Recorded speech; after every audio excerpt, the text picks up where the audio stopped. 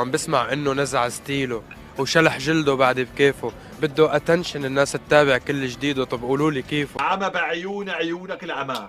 ولا بدنا نعلمك الحكي، بدك ترجمان محلفته يفهم عليك. هسه بتحكي لي كلمه بالشرق وكلمه بالغرب، فهمون على حالك انت. وهذه أجدد إصدارات الشامي كيفو اللي أطلقها امبارح وبدأت تحقق تفاعل عند الجمهور. لا ولا لكن هالأمة الصراط عليك. والله كيفه هي مشروع موسيقي استثنائي، له حاله خاصه، يا بيعمل حاله يا اما رح يكون غريب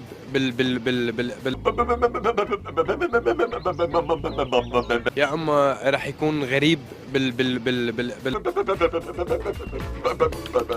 بكره بيتقابلوا معي. رح ابقى دائما عم بطرح تجارب موسيقيه جديده، لانه اول مره انطرحت وين كانت تجربه موسيقيه جديده، ويا ليل ويا العين وصبرا، وكيفه هي تجربه موسيقيه جديده. جديدة هاي؟ ايه والله جديدة. الغربي والشرقي مع بعض مثل الشامي المعتاد يعني، وان شاء الله يحبوه. مظبوط. يعني بدك تقول لي لسه عندك هيك فهمي عمار؟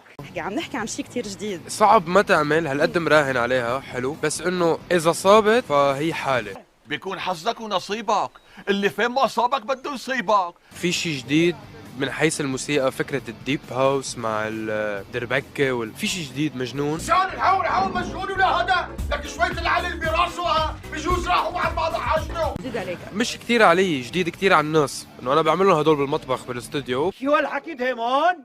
وعم تتمسخر كمان؟ وحبيت طلع الفيديو كليب والموسيقى كلياته مع العائلة